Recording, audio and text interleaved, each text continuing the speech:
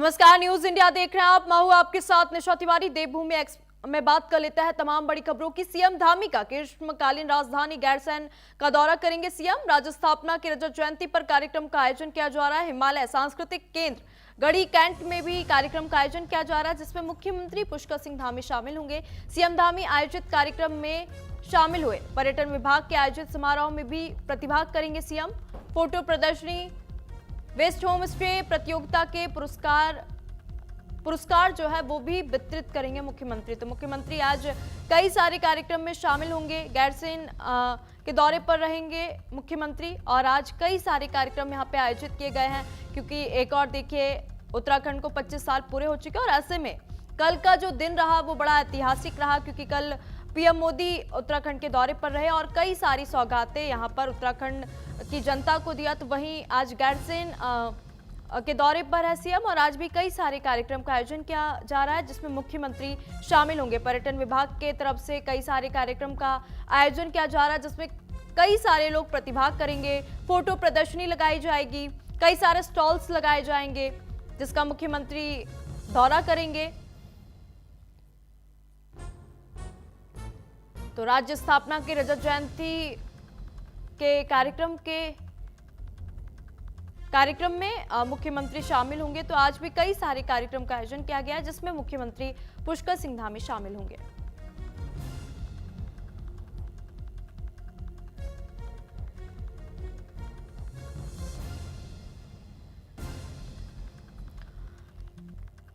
तो देखिए उत्तराखंड के 25 साल पूरे हो चुके हैं और राज्य को 25 साल पूरे होने पर रजत जयंती कार्यक्रम का आयोजन किया जा रहा है। तो वही कल का दिन बड़ा ऐतिहासिक रहा, क्योंकि कल रजत जयंती समारोह में खुद मुख्यमंत्री के साथ साथ प्रधानमंत्री मोदी भी इस कार्यक्रम में शामिल हुए और कई करोड़ की परियोजनाओं की सौगात यहाँ पे उत्तराखंड वासियों को दी गई। तो वहीं आज गैरसैंण में भी कई सारे कार्यक्रम का आयोजन किया जा रहा है रजत जयंती के उपलक्ष्य में और ऐसे में कई सारे कार्यक्रम का आज आयोजन होगा, जिसमें मुख्यमंत्री शामिल होंगे। फोटो प्रदर्शनी लगाई जाएगी। तो वहीं जो भी प्रतियोगी इस कार्यक्रम में प्रतिभाग करेंगे उनको पुरस्कृत भी किया जाएगा, सम्मानित भी किया जाएगा। तो राज्य स्थापना की रजत जयंती के उपलक्ष्य में इन सभी कार्यक्रम का आयोजन किया जा रहा है। सांस्कृतिक प्रस्तुतियां जो है वो भी यहाँ पर देखने को मिलेंगी। तो आज वहीं आपको बता दें, मुख्यमंत्री पुष्कर सिंह धामी गैरसैंण के दौरे पर हैं और आज कई सारे कार्यक्रम में मुख्यमंत्री पुष्कर सिंह धामी शामिल होंगे।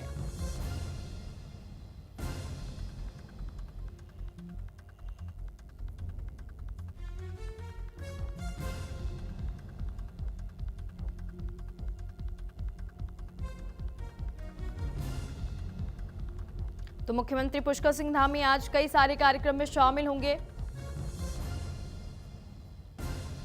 उत्तराखंड के रजत जयंती के अवसर पर कई सारे कार्यक्रम का आयोजन किया जा रहा है और पूरे राज्य में अलग अलग कार्यक्रम का आयोजन किया जा रहा है। और इसी कड़ी में अगर हम बात कर ले गैरसैंण की, तो गैरसैंण में भी रजत जयंती के उपलक्ष्य में कई सारे कार्यक्रम का आज आयोजन किया जाएगा, जिसमें मुख्यमंत्री पुष्कर सिंह धामी शामिल होंगे।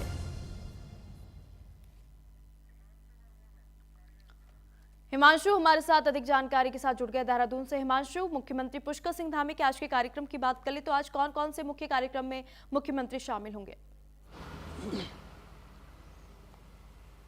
निश्चित रूप से देखिए उत्तराखंड अपना रजत जयंती वर्ष मना रहा है, तो ऐसे में जो है रजत जयंती वर्ष के मौके पर मुख्यमंत्री पुष्कर सिंह धामी के नेतृत्व में राज्य भर में कई कार्यक्रमों का आयोजन किया जा रहा है। और आज 10वां दिन है, क्योंकि 11 दिन तक इन कार्यक्रमों ने चलना है। तो आज 10वें दिन जो मुख्यमंत्री पुष्कर सिंह धामी है वो उत्तराखंड की ग्रीष्मकालीन राजधानी गैरसैंण स्थित भराड़ीसैंण भवन में पहुँचे हैं और इस वक्त जो है वहाँ पर वो मौजूद हैं। इसके साथ ही जब मुख्यमंत्री पुष्कर सिंह धामी वहाँ पर पहुँचे तो वहाँ पर उन्होंने राज्य आंदोलनकारियों को सम्मानित किया और इसके साथ जो स्थानीय लोग हैं बड़ी तादाद में वहां पर पहुंचे हैं।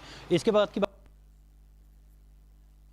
जो ऑडिटोरियम है गढ़ी कैंट में, वहां पर मुख्यमंत्री पुष्कर सिंह धामी पहुंचेंगे और फोटो प्रदर्शनी का लोकार्पण करेंगे। और इसके साथ ही साथ जो बेस्ट होम स्टे प्रतियोगिता उत्तराखंड में हो रही है उसको लेकर जो है पुरस्कार वितरण समारोह में प्रतिभाग भी करेंगे। तो इसके बाद मुख्यमंत्री तकरीबन 2 बजे के आसपास मुख्यमंत्री कैंप कार्यालय जाएंगे और वहां पर जो है अपने शासकीय कार्य करेंगे। जी। ठीक है हिमांशु, देखिए अगर हम बात कर ले गैरसैंण की तो इसको राजधानी बनाने की भी लगातार मांग जो है उठ रही है और ऐसे में आज मुख्यमंत्री खुद आज यहाँ पहुंचेंगे, दौरे पर है, कई सारे कार्यक्रम में शामिल होंगे। कार्यक्रम को लेकर क्या कुछ तैयारियां चल रही है, जनता के बीच कैसा उत्साह देखने को मिल रहा है? निश्चित रूप से देखिए, जब दूर दराज के क्षेत्र में एक प्रदेश का मुखिया पहुंचता है तो कार्यक्रम को भव्य बनाने के लिए जो है जिला प्रशासन की टीम पूरी तैयारी करती है। वहीं जो स्थानीय लोगों का उत्साह है वो देखने को मिलता है, क्योंकि मुख्यमंत्री पुष्कर सिंह धामी इस वक्त खुद भराड़ीसैंण विधानसभा भवन में स्थित हैं। तो जो स्थानीय लोग हैं आसपास के, वो सभी लोग वहाँ पर मौजूद हैं और इसके साथ ही जो जिला प्रशासन की टीम है वो भी मौके पर मौजूद है। और जो कार्यक्रम वहाँ पर किए जा रहे हैं, सांस्कृतिक कार्यक्रम की बात कर ली जाए या फिर जो राज्य आंदोलनकारी हैं उनके सम्मान की बात कर ली जाए, तो तमाम वो कार्यक्रम वहाँ पर किए जा रहे हैं। क्योंकि उत्तराखंड रजत जयंती वर्ष अपना मना रहा है, तो ऐसे में जो है लगातार कार्यक्रमों की श्रृंखला आयोजित की गई। पहले देखने को मिला था कि 1 तारीख से एक कार्यक्रम की श्रृंखला आयोजित की गई, 2 तारीख को एक बड़ा कार्यक्रम जो है अल्ट्रा मैराथन आदि कैलाश क्षेत्र में होता है, उसके बाद 5 तारीख को प्रवासी सम्मेलन होता है, विधानसभा का विशेष सत्र किया जाता है जिसमें राष्ट्रपति प्रतिभाग करती हैं। इसके बाद जो है 9 नवंबर को मुख्य कार्यक्रम आयोजित किया जाता है जिसमें प्रधानमंत्री खुद शिरकत करते हैं। तो ऐसी कड़ी में जो है तमाम कार्यक्रम प्रदेश भर में किए जा रहे हैं, चाहे वो सांस्कृतिक के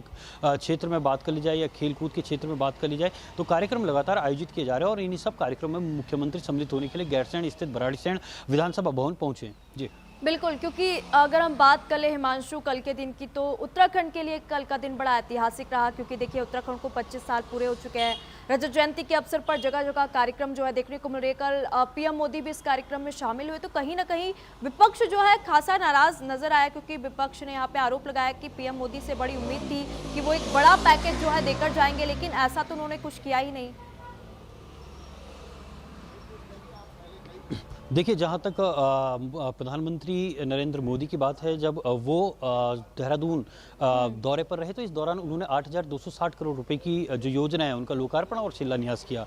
इसके अलावा एक कयास और भी लगाए जा रहे थे कि प्रधानमंत्री जो है सैन्य धाम का भी जो है लोकार्पण करेंगे, लेकिन सैन्य धाम का लोकार्पण प्रधानमंत्री ने नहीं किया, क्योंकि लगातार पिछले दिनों सैनिक कल्याण मंत्री जिस तरीके से बयान दे रहे थे कि प्रधानमंत्री आएंगे तो सैनिक धाम का भी जो है लोकार्पण करेंगे। तो ऐसे में ये एक कहा जा सकता है कि बड़ी चूक कही जा सकती है कि प्रधानमंत्री खुद यहाँ पर आए और ऐसे में जो है सैनिक धाम, खुद प्रधानमंत्री ने बोला था कि उत्तराखंड में 4 धाम है, तो ऐसे में 5वें धाम की स्थापना जो होनी चाहिए वो सैन्य धाम के रूप में होनी चाहिए। तो सैन्य धाम के को बनाने के लिए सरकार लगातार कार्रवाई भी कर रही थी और अब बनकर भी लगभग तैयार हो गया। इसके साथ ही विपक्ष की खासतौर पर बात कर ली जाए तो विपक्ष अभी भी जो है प्रधानमंत्री से ये कयास लगा रहा है कि आपदा राहत पैकेज जो है जल्द से जल्द उत्तराखंड को मिले। उनको विपक्ष का ये भी कहना है कि प्रधानमंत्री जो हैं वो आपदा राहत पैकेज की अगर बात करते तो ज़्यादा बेहतर होता, क्योंकि उत्तराखंड पिछले 2-3 महीनों से आपदा की स्थिति से गुजरा है और ऐसे में जो है कई जगह अभी भी पुनर्निर्माण के कार्य चल रहे हैं और आने वाले समय में भी जो इंफ्रास्ट्रक्चर है उनको किस तरीके से स्थापित किया जाए इसको लेकर भी एक रोड मैप तैयार करना है। तो ऐसे में विपक्ष लगातार आरोप भी लगा रहा है, लेकिन प्रधानमंत्री ने उत्तराखंड को 8,260 करोड़ रुपए की सौगात दी, जो अपने आप में एक बहुत बड़ी बात उत्तराखंड वासियों को है। चाहे चिकित्सा के क्षेत्र की बात कर ली जाए, शिक्षा के क्षेत्र की बात कर ली जाए, पेयजल की, लोक निर्माण की क्षेत्र, या सबसे जो सौगात दी है ऊर्जा के क्षेत्र में सबसे बड़ी सौगात प्रधानमंत्री ने उत्तराखंड को दी है। तो ऐसे में प्रधानमंत्री ने जो सौगातें दी हैं वो आने वाले समय में उत्तराखंड को विकसित उत्तराखंड बनाने के लिए काफी अभी।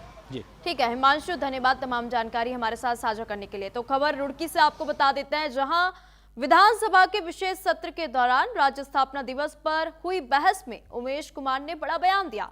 उनका कहना है कि आजादी के समय जिसने पाकिस्तान चुना वो वहां चले गए और जो भारत में रहे उनका हम सम्मान करते हैं। उसी तरह जब उत्तराखंड का गठन हुआ तो जो लोग यहाँ रहे वे इस राज्य के अभिन्न हिस्से हैं, अभिन्न अंग है और उनका भी पूरा सम्मान किया जाएगा। वही विधायक विनोद चमोली के बयान पर पलटवार करते हुए कहा कि मेरी विधानसभा ऐसी है कि जमीन में पैर मारो तो भी पानी निकल आता है। मैदानों में रहने वाले लोग पहाड़ के पानी से नहीं बल्कि खुद की मेहनत और प्राकृतिक संसाधनों से पलते हैं। हम तो पहाड़ का पानी नीचे लाकर उन्हें बचाते हैं, अगर रोकना है तो वे अपना पानी वहां रोक लें।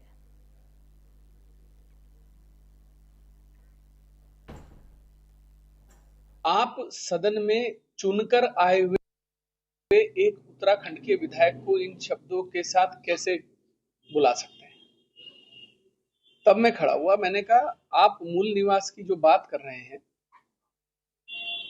पहले आप ये बताइए कि उत्तराखंड राज्य का गठन जब हुआ तो उससे पहले उत्तराखंड के शहीद आंदोलनकारियों की मांग क्या थी? गैरसैंण पहाड़ में राजधानी होनी चाहिए। क्या आप बना पाए? 25 सालों में आप बना पाए?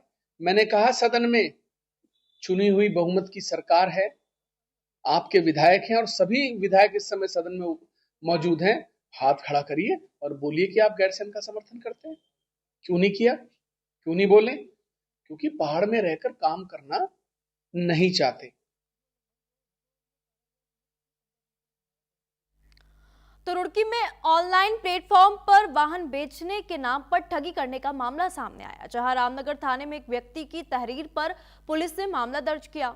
जानकारी के अनुसार आपको बता दें, एक युवक ने अपनी गाड़ी को बेचने के लिए ऑनलाइन प्लेटफॉर्म पर विज्ञापन डाला, जिसके अगले ही दिन एक युवक वाहन खरीदने के बहाने उनसे मिलने आया और टेस्ट ड्राइव के बहाने उसने गाड़ी ले ली, जिसके बाद मौके से वो फरार हो गया।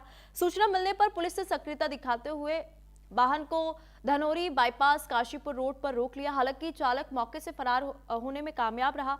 वहीं इस मामले में पुलिस ने बीएनएस के तहत मुकदमा दर्ज कर फरार आरोपी की तलाश पुलिस अब कर रही है।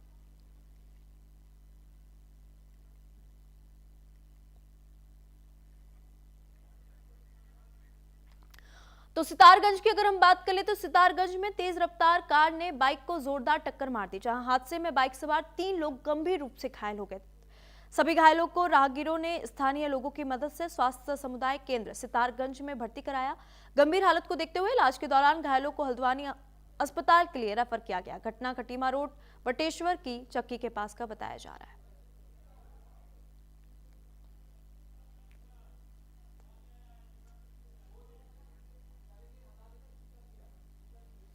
मेरे पास एक्सीडेंट के बाद आए हैं। इनका रोड ट्रैफिक एक्सीडेंट हुआ है यहाँ बटेसर की चक्की के पास। ये तीनों लोग बाइक पर सवार थे और एक कार के द्वारा इनको मतलब हिट किया गया है। उसके बाद ये तीनों चोटिल अवस्था में आए हैं, जिनमें से एक 55 साल के लगभग बुजुर्ग हैं, जिनके सिर में चोट है, नाक से खून आ रहा है, जिनको हमने अगले उपचार के लिए उन्हें रेफ़र किया है।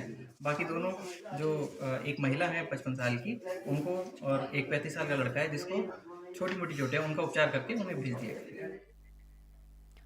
अल्मोड़ा में कर्मचारियों की समस्याओं का समाधान न होने पर एजुकेशनल मिनिस्ट्रियल ऑफिसर्स एसोसिएशन के प्रदेश अध्यक्ष पुष्कर भैसोड़ा ने कड़ी नाराजगी जताई। दरअसल उन्होंने कहा कि कर्मचारी लंबे समय से अपनी मांगों को लेकर मुखर है, लेकिन किसी भी समस्या का समाधान विभाग के द्वारा नहीं किया जा रहा।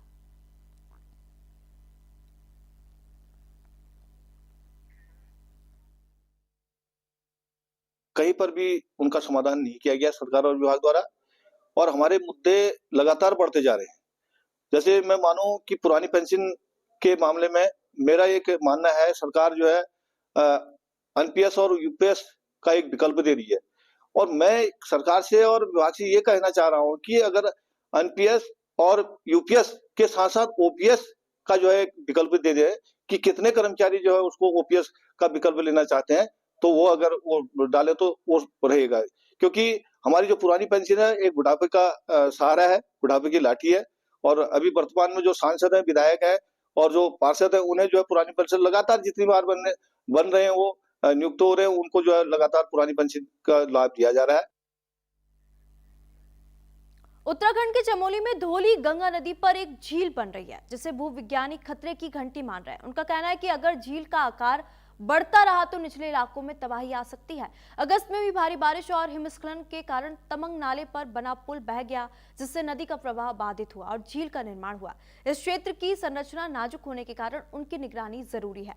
ये सिर्फ प्रकृति का प्रकोप नहीं, ये हमारी मानवता की परीक्षा है। धौली गंगा में झील बननी चाहिए या नहीं, झील बनने से क्या वो संकेत है जिनसे खतरे की घंटी सुनाई दे रही है।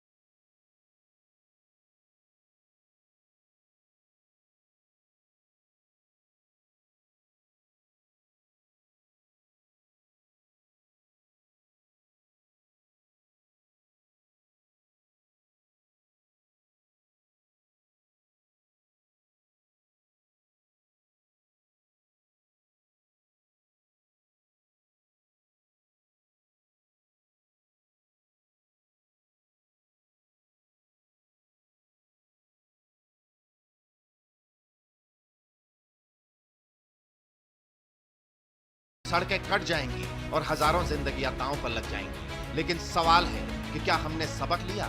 2025 के अक्टूबर में ही उत्तरकाशी में क्लाउड बर्स्ट से धौलीगंगा में फ्लैश फ्लड में 5 जानें ले ली और 50 से ज्यादा लोग लापता हो गए।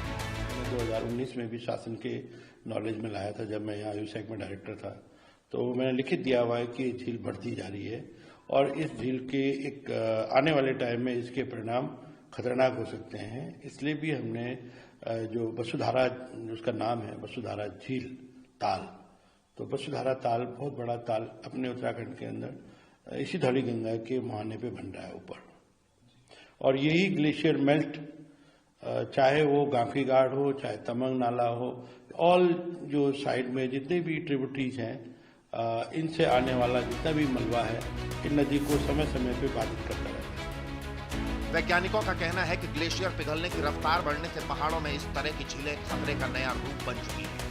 अगर समय रहते इनका प्रबंधन नहीं हुआ तो ये धीरे धीरे आती आपदा पूरे पारिस्थितिकी तंत्र को हिला सकती है। लेकिन इस कहानी का सबसे दर्दनाक पहलू इंसान ही है, जो इन पहाड़ों के बीच जिंदगी बसा चुका है, जो नदी को माँ की तरह पूजता है लेकिन अब उसी नदी के तूफान से डरता है, जो हर रात ये सोचकर सोता है कहीं अगली सुबह उसका घर किसी मलबे में दब।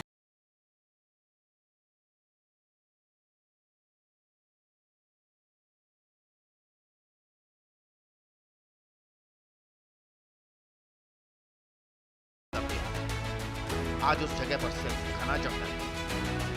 उत्तराखंड के पहाड़ सिर्फ मिट्टी और पत्थर नहीं, ये इंसान और प्रकृति के सह अस्तित्व के जीवित मिसाल है। और शायद ये झील हमें एक बार फिर याद दिला रही है कि अगर हमने प्रकृति के साथ संतुलन नहीं रखा तो उसका हर जवाब हमारे अस्तित्व से सवाल करेगा। न्यूज इंडिया के लिए दीपक त्रिवेदी।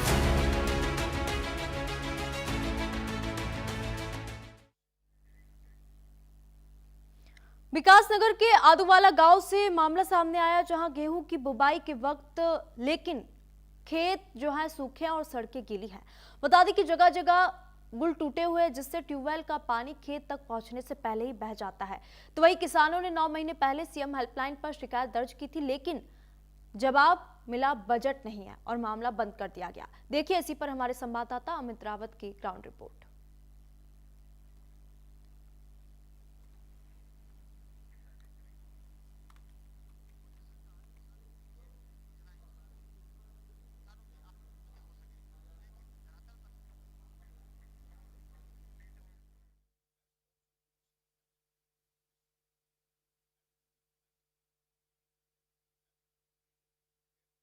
मोदी सरकार किसानों के लिए कई योजनाएं चला रही है ताकि किसानों की आय दुगनी हो सके, लेकिन धरातल पर आके देखा तो बात कुछ और ही है। कुछ तस्वीरें मैं आपको दिखाना चाहूंगा। ये आदू वाले गांव की तस्वीरें हैं, जो कि सिंचाई की नहर, जो ये गूले हैं, ये लगातार क्षतिग्रस्त है, टूटी हुई है। ग्रामीणों ने कई बार विभागों से शिकायत किया, आला अधिकारियों से शिकायत किया, लेकिन शिकायत होने के बावजूद भी लगातार हालात जस के तस रहे। अब इस गांव के हालात इतने बुरे हो चुके हैं कि इस गांव में जो सिंचाई की नहरें हैं टूटी हुई हैं, पानी जो है सिंचाई की जो पानी जो है खेतों तक नहीं पहुंच पा रहा है। किसान लगातार बहुत ज्यादा मशक्कत तो कर रहा है, लेकिन परेशान भी बहुत ज्यादा है। आइए सीधा ग्रामीणों से बात कर लेते हैं इस टाइम खेतों में। सर तकरीबन 8-9 साल से ये पूरी नाली टूटी हुई है, 12 से लेकर नीचे रोड तक पानी, मतलब लेके 12 से खेत तक आना इतना वो हो गया है कि हम लोगों के खेतों में नाली बना बना के, कच्ची नाली बना के ला रहे हैं पानी को। उसके बावजूद भी कई लोगों से हमारी बोलचाल हो जाती है, लोग बोलते हैं तू हमारे खेत से क्यों लेके गया है। और मतलब सर हम इतने परेशान हो चुके हैं कि 12 का पानी जो है वो वहां से 6 इंची पानी है और हमारे खेत तक आते आते वो 2 इंची हो रहा है। सारा पानी इधर उधर, बस सर जो हम पानी फेरते हैं जिसमें समय लगता है तकरीबन 1 घंटा, उसमें कम से कम 3 घंटे लग रहे हैं सर पानी फेरने में। क्या कभी आपने शिकायत या कोई शिकायती पत्र कुछ जी जी जी जी जी सर, मुख्यमंत्री सीएम साहब के यहाँ शिकायती पत्र भेजा है, पर उसका कोई जवाब नहीं आज तक आया। एक नहीं सर, पता नहीं कितने पत्र भेजे हैं। पानी को लेकर अब आप क्या चाहते हैं किसान? सर हम तो ये चाहते हैं गेहूं बोने से पहले पहले हमारी नाली नूली बने। ये चलो धानों में तो सर परमानेंट पानी रहता है, कोई दिक्कत नहीं। अब गेहूं में तो सर अगर बार बार पानी निकलेगा तो गेहूं तो बिल्कुल खत्म हो जाएगी। गेहूं तो मुश्किल है जो होए। पानी अगर प्रॉपर आप लोगों को सिंचाई के लिए ना मिल पाए तो कितना नुकसान है आपकी खेती के लिए? सर पूरे सारे नुकसान है सर, खेती तो जो की तो ऐसी पड़ी है बिल्कुल। अगर पानी ना मिले तो क्या होगा, कुछ भी नहीं होगा सर। पानी ना मिलने के कारण फसल खराब हो सकती है, धान की उगाई प्रॉपर नहीं हो पाएगी, जिससे किसानों की आय पर बहुत ज्यादा फर्क पड़ेगा। देखना होगा कि विभाग की नींद कब खुलेगी और कब विभाग इस पर संज्ञान लेता है और इन किसानों को खुशहाली जिंदगी देता है। न्यूज़ इंडिया से मित्रावर। टूटी है, डैमेज हुई हुई है, बिल्कुल पानी खेत में नहीं जा पा रहा है, जिसमें हमारा समय जिस खेत में 1 घंटा लगना है 4-4 घंटे लग रहे हैं उस खेत में। पानी दूसरे खेत में, जिस खेत में ज़रूरत नहीं है उस खेत में लीकेज हो रहा है, दूसरे खेत वाला परेशान है। तो बहुत समस्या है, विभाग से शिकायत की, विभाग तसल्ली दे देते हैं कि हो जाएगा, पर लेकिन ये हो गया है 1 साल से ऊपर हो गया, ये इसमें कोई काम नहीं हुआ। आपके सामने पूरी स्थिति है। क्या कभी आपने किसी अधिकारी को सूचना दी? अधिकारी को, विभाग को पूरी सूचना दी इसकी, लेकिन नहीं हो पाया। तो हरिद्वार में पुलिस की बड़ी कार्रवाई देखने को मिली। बता दें कि रुड़की दिल्ली हाईवे पर बारात के नाम पर हुड़दंग देखने को मिला। दरअसल हूटर बजाते हुए हाईवे पर बारात की कई गाड़ियां निकाली गई। हालांकि पुलिस ने सीसीटीवी फुटेज खंगालकर ऐसे 7 वाहनों की पहचान की जो खतरनाक तरीके से सड़क पर फर्राटा भर रहे थे। उन सभी गाड़ियों का ऑनलाइन चालान जारी किया गया। बता दें कि हरिद्वार पुलिस का साफ संदेश है कि जान से बड़ी कोई मस्ती नहीं, सड़क पर हुड़दंग करने वालों पर अब सीधी कार्रवाई होगी।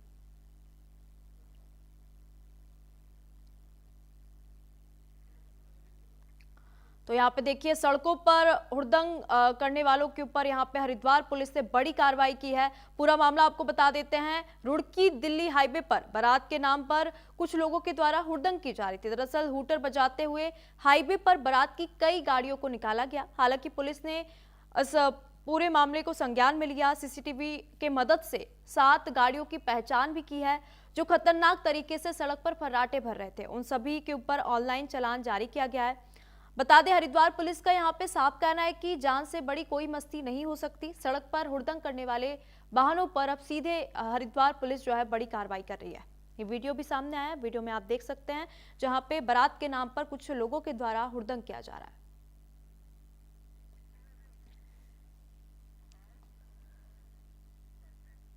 देवभूमि की खबरों में फिलहाल इतना ही। वक्त हो चला है छोटे से ब्रेक का, कहीं मचाएगा चल लौटेंगे।